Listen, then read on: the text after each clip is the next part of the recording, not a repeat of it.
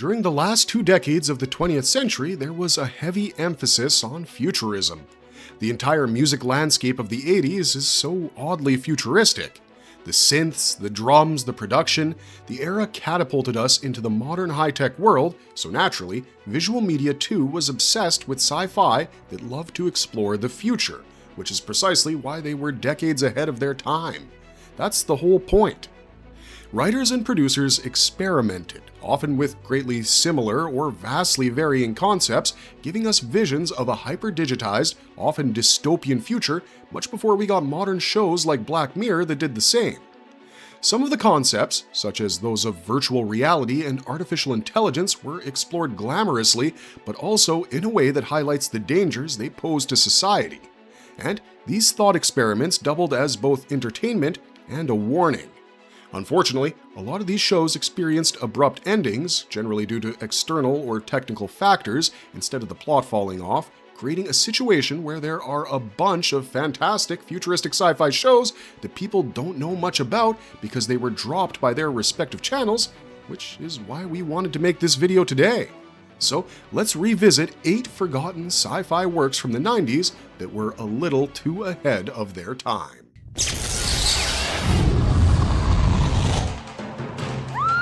VR5, 1995. VR5 is a sci-fi drama that dabbles in the world of virtual reality, as you might have gathered from the title. The number 5 denotes the degree to which protagonist Sydney Bloom gets immersed in said virtual reality. The show wasn't directed by a single person, and instead was the product of a team, namely Adam Cherry, Michael Cattleman, Jeffrey Hemwall, Thania St. John, and Janine Renshaw. The storyline follows protagonist Sydney Bloom, a telephone line worker and computer hobbyist, which means she likes to build her own PCs.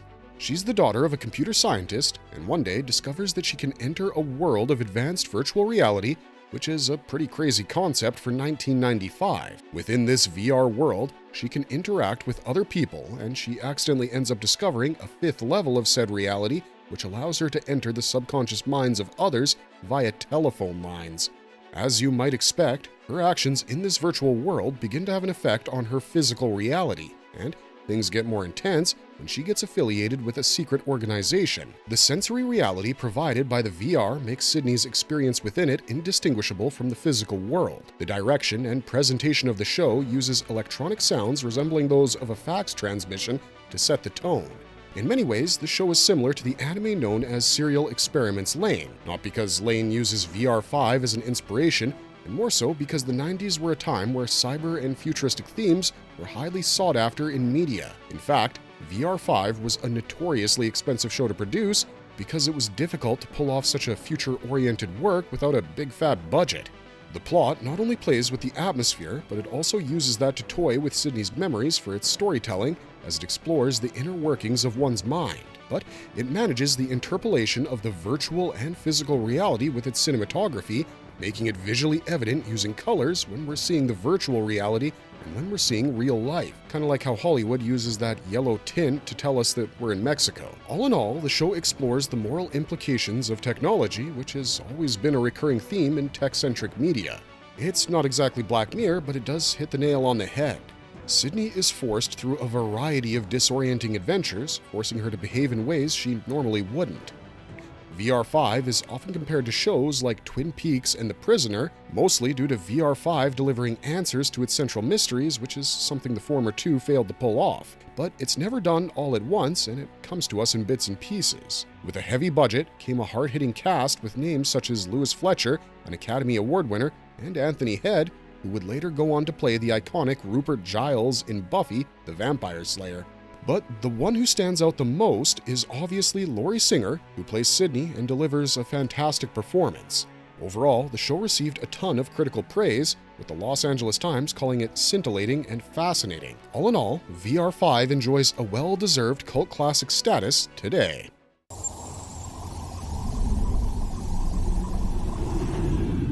Total Recall 2070.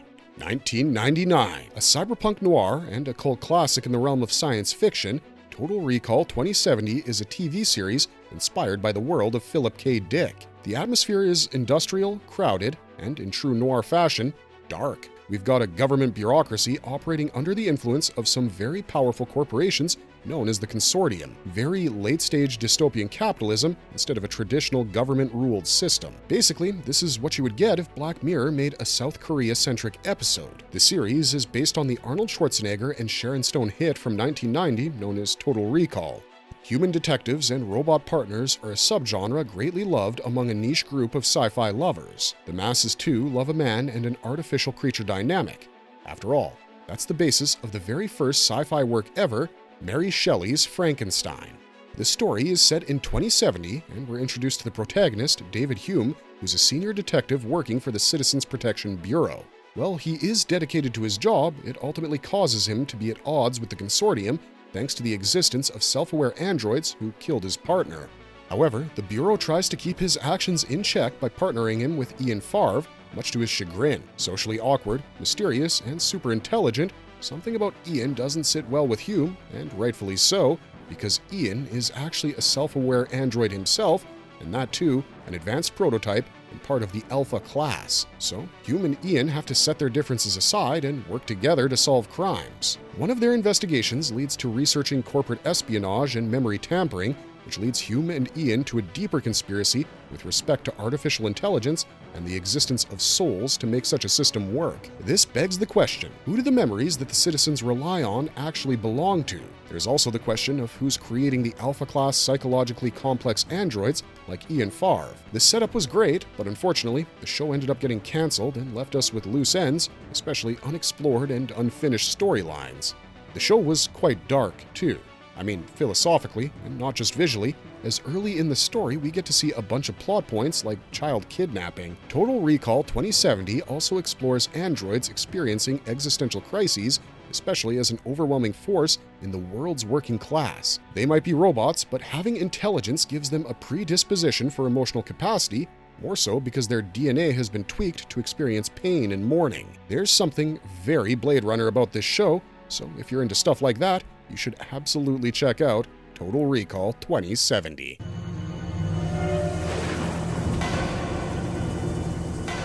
Nowhere Man, 1995. Okay, this entry hits a lot of different genres. Sci-fi, drama, romance, mystery, thriller, horror, and fantasy, you name it, and Nowhere Man has it. Featuring Megan Gallagher, Bruce Greenwood, and Murray Rubenstein, and created by Lawrence Herzog, Nowhere Man explores the life of a photojournalist named Thomas Vale, whose life has been abruptly erased. But what does that mean? Well, it means suddenly, Vale's friends ceased to know him, his wife was with another man, and even his credit cards no longer worked. Long story short, his existence was wiped out even though he was present in the flesh. He became a Nowhere Man. And it all happened as he stepped aside for a smoke while having dinner with his wife. When he returned, nothing was the same in his life, and every record of his existence was gone. His mother fails to recognize him, his house isn't his anymore, and a restaurant brands him a lunatic. The absurd change leads Tom to believe in a photograph-related conspiracy. A year ago, he had photographed 4 men, seemingly US soldiers, being hanged in South America. While he only had the negatives, a mysterious organization searched for the same tooth and nail. This put Tom in a difficult predicament as he had to keep his negatives safe and protect himself from the mysterious organization trailing him, all while trying to get his own life back. Throughout everything, the organization plays with his mind, trying to convince him that his life was a hallucination. It never existed. This would mess up anybody mentally, and Tom falls victim to it, as he begins to wonder if the conspiracy is the culprit or if he's simply losing his mind. The story comes with a huge twist, and an interesting one at that. It's absolutely fantastic, we loved it, so imagine our disappointment when the show was cancelled. Why can't we have good things? That said, one of the best aspects of Nowhere Man was Bruce Greenwood, who would eventually end up voicing Batman, catapulting him to greater success. When you watch the show, it feels planned. It feels like someone had the plot sorted. You don't feel like the creators are making up the story as they go. Fans have dubbed it a spiritual sequel to The Prisoner, but it also reminds us a bit of The Fugitive. Interestingly, the first few episodes were directed by Tobe Hooper, who's famous for directing the Texas Chainsaw Massacre. Overall, Nowhere Man is super underrated and deserved more clout because that would have prevented it from getting cancelled. But the plot points are wrapped up in the ending, and you do get a conclusion for Tom. There could very well be a lot more to the lore, sure, but whatever we have answers our primary questions. It's not like it leaves you high and dry, it's just that it would have been super easy to craft a second season since so much of the world building remained unexplored. R.I.P. Nowhere Man, taken from us far too soon.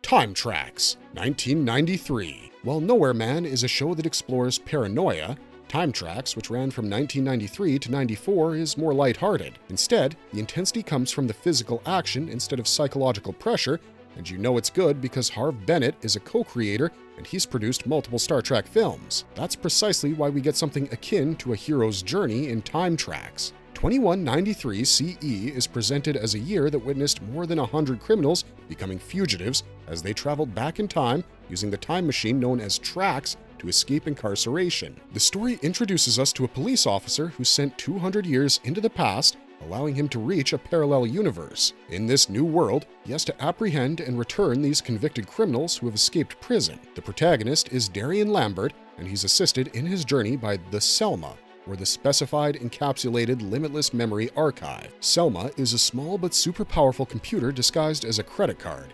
I mean, technology from the late 22nd century should be insane, so that kind of tracks, and we love how Selma operates as it takes the holographic appearance of a woman in order to communicate with Lambert. Lambert has a few other gadgets disguised as everyday objects, as seen with his micro-pellet projection tube, which looks like a keyless car alarm remote. Despite its harmless appearance, it can stun Lambert's targets and put them into an energy field that sends them back to the future. Of course, Lambert himself becomes a target in the process, but Lambert must pull off this mission without tampering with or disrupting the natural flow of history. At best, he's allowed to leave little bits of information for his colleagues in the future. Premise aside, Lambert having to navigate the 20th century world as a man from the far future makes Time Trax an interesting and more lighthearted watch, as the series doesn't shy away from comedic moments. Keep in mind that the Trax time machine is also an illicit device, and we just have people time traveling to a less technologically advanced era while having access to insane technology from their time, including AI. The series is fun,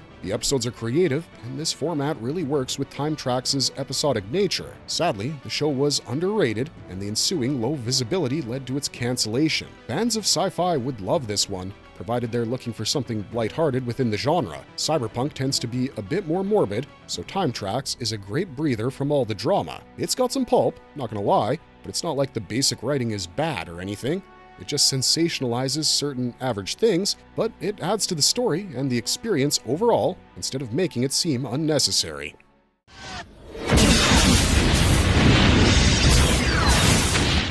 Space, Above and Beyond, 1995. The mid-90s were a golden era for this subgenre of niche forgotten sci-fi cult classics because after VR5 and Nowhere Man, which are both great by the way, we also have Space, Above and Beyond, written by James Wong and Glenn Morgan, who both worked on The X-Files and Final Destination. It's considered to be one of the most scientifically accurate shows of the 90s. The premise takes us to the years 2063 and 2064. We're introduced to the US Marine Corps and its wildcards, who are members from the 58th Squadron and from the Space Aviator Cavalry. These wildcards are stationed on the space carrier known as the USS Saratoga, as they're made to operate both as the pilots and the infantry of the Hammerhead fighter jet. In this position, the wildcards have to battle extraterrestrial threats. As you can tell, the story is that of a space opera that focuses on interstellar conflicts. It all begins in a world where humans have already begun space travel and created human colonies on other planets.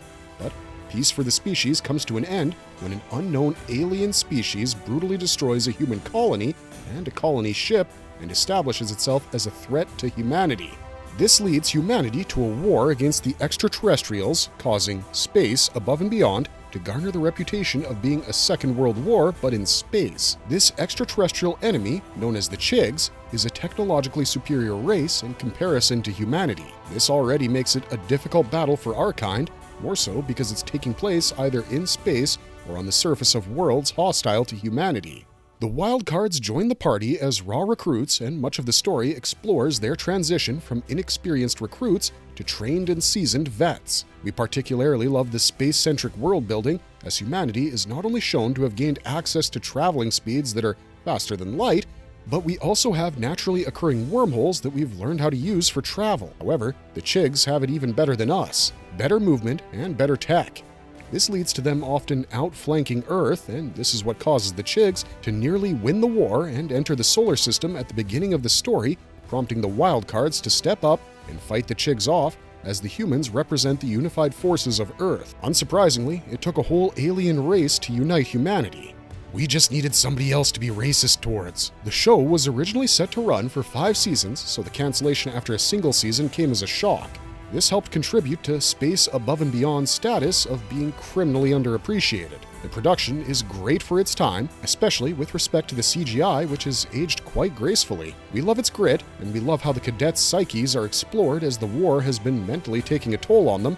But what makes Space Above and Beyond stand out is its character-driven storytelling, which I think makes it an outlier in the genre.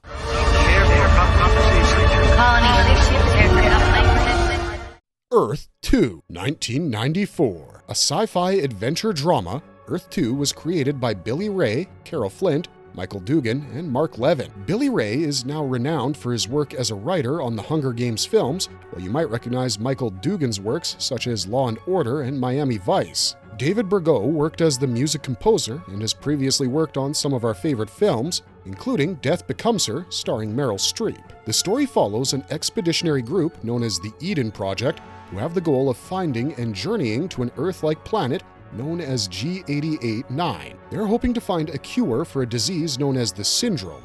I guess you need to put the disease angle to justify planetary colonization within a storyline, but intriguingly, this comes with humans having to cope with their new lives in a world of aliens. Much like the other entries, the story is set in the future, in this case, 2192 CE. Earth is mostly uninhabitable, and very few actually live on the planet. The majority of the people seem to have moved out to the space stations that orbit the planet instead. We're introduced to Ulysses Adair, who is the 8-year-old son of a billionaire known as Devin Adair. He has the syndrome, and whenever the child of a billionaire gets any disease, it has to be fixed immediately.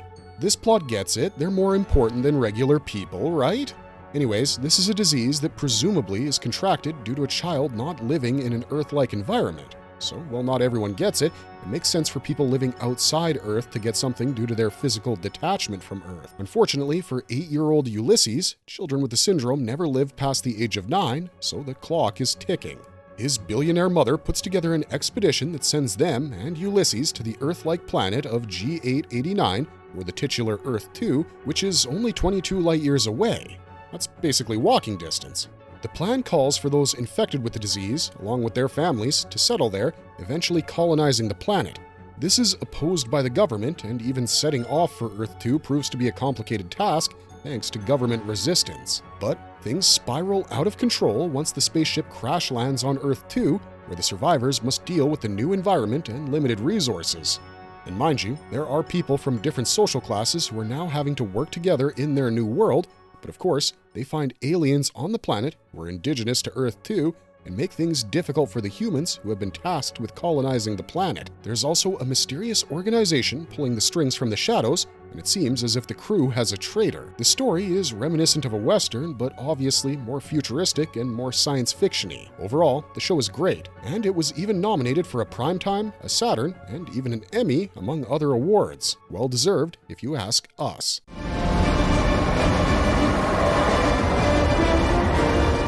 SeaQuest DSV, 1993. An action-adventure sci-fi from 1993, SeaQuest DSV, created by Rockne S. O'Bannon, revolves around the crew of the SeaQuest DSV, which is a super high-tech deep submergence vehicle. The submarine is operated by the United Earth Oceans Organization, or the UEO, and its purpose is to navigate the geopolitical tensions in a near-future world where the land resources have been depleted, leading to humanity colonizing the seas as its new dominant inhabitant. Humanity has built massive undersea colonies where they farm, mine, and live. Not a great time for people who are allergic to seafood. Much like Space Above and Beyond, SeaQuest DSV has garnered a reputation for its scientific accuracy, which, should be expected because Steven Spielberg was an executive producer. In fact, he's the one who had cast Roy Schneider because Schneider had starred in Jaws, so it's not like it's going to be a dud. Protagonist Captain Nathan Bridger is portrayed by 2-time Oscar nominee Roy Scheider. He plays the role of the commander of the submarine who's reluctant to do his job.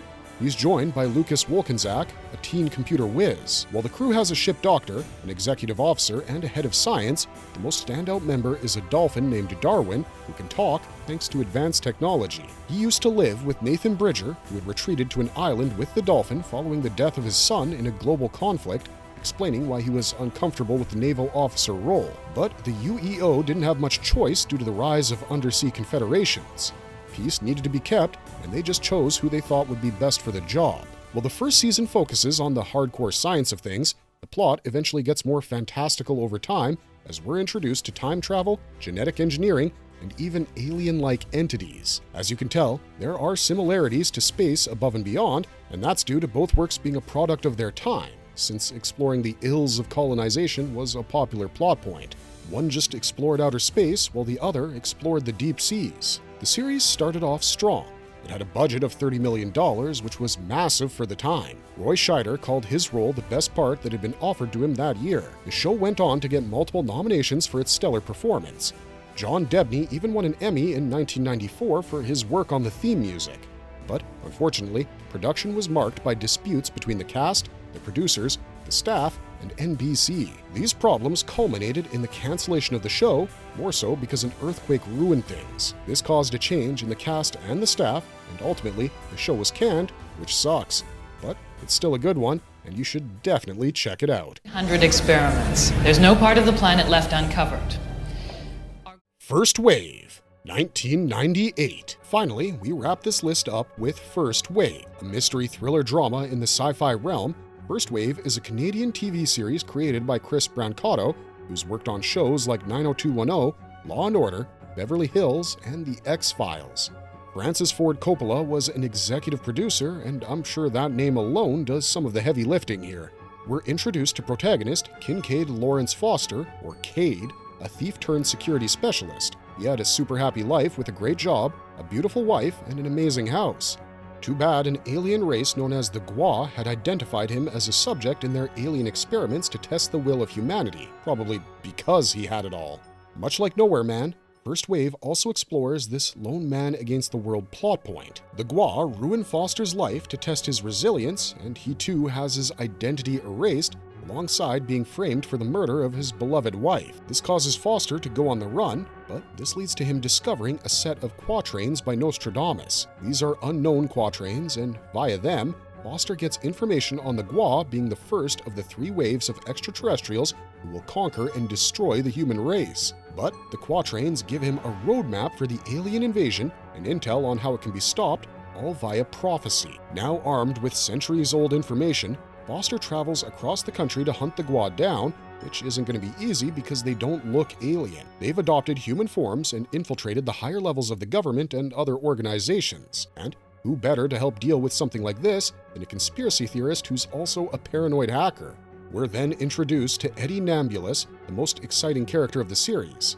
He tries to send word to the people and helps Foster understand the Gwa invasions by running the prophecies through his computer. The goal is to stop the alien invasion in the First Wave itself. Foster is also joined by the likes of Joshua, Jordan, and the Resistance in this underground battle that will ensure the future of Earth and lead humanity into a new age. It's a matter of survival after all, so it's not exactly like we can just surrender. Like many other shows on this list, this one's been likened to both The X-Files and The Fugitive, which is something Chris Brancato wanted. But we also get to see some eroticism that's akin to works like The Species, as the aliens can use sexual attraction to toy with humans. The performances are great, and fans praise the show for its strong plot. The show has a lot of suspense that adds to its unsettling atmosphere. We love how creepy the show feels. It's not very easy to ace a creepy feeling or to perfectly pull off weird visuals while keeping things subtle, but First Wave did it all, making it a minor tragedy that this show too was scrapped. VR5, Total Recall 2070, and Nowhere Man, the first 3 entries on our list today, still rank among our personal favorites here at Marvelous Videos. A lot of the plot points from these shows have aged incredibly well, such as Nowhere Man's Identity Erasure or Total Recall 2070 exploring the origins of an emotionally complex and aware android. This proves that sci-fi never really ages. Time sometimes catches up to it, other times technology can't match human imagination. And with that, this video comes to an end, and we hope you enjoyed it. Let us know your thoughts in the comment section down below, maybe your favorite show from this list or some other forgotten sci-fi that we've missed. But otherwise, thanks for watching, stay safe out there, and have a marvelous day.